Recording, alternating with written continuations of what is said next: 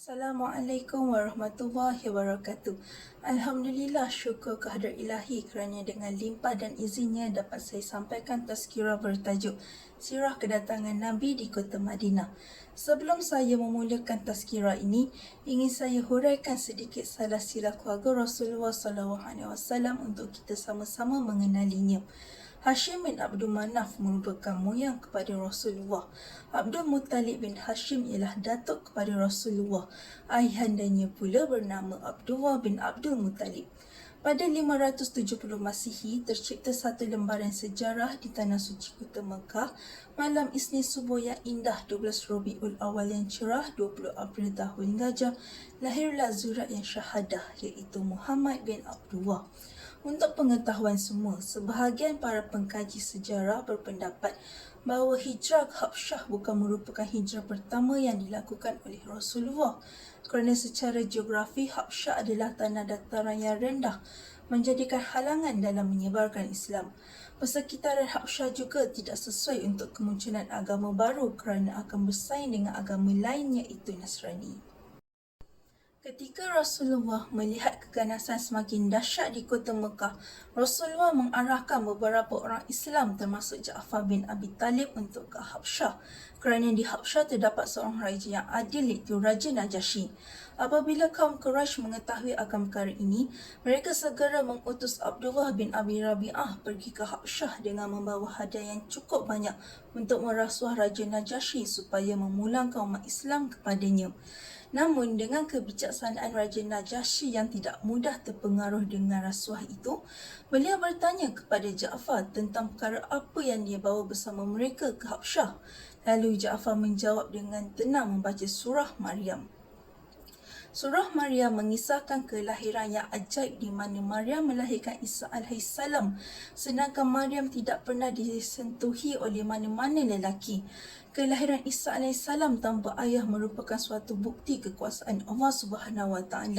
Begitu juga Allah memakbulkan doa Nabi Zakaria AS yang menginginkan zuriat, walaupun isterinya tidak boleh hamil dan sudah pun tua.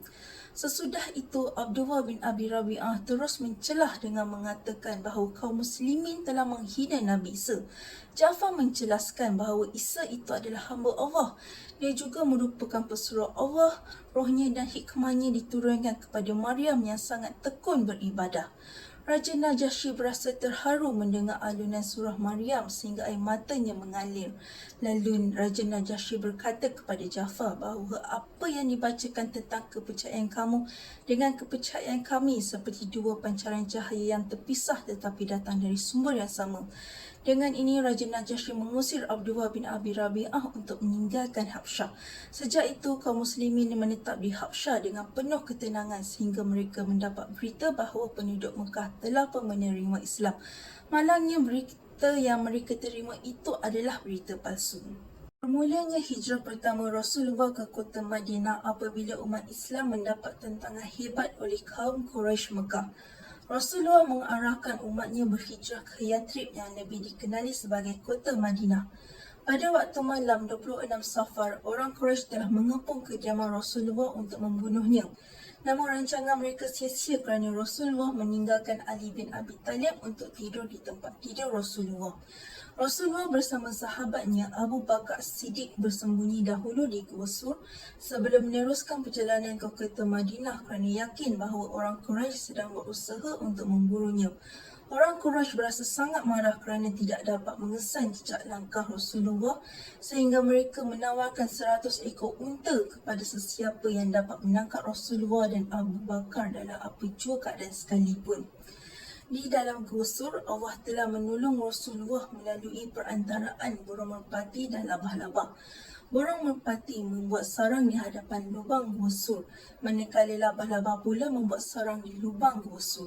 Perkara ini meyakinkan orang Quraisy bahawa tiada sesiapa yang masuk ke dalam Gua Sur.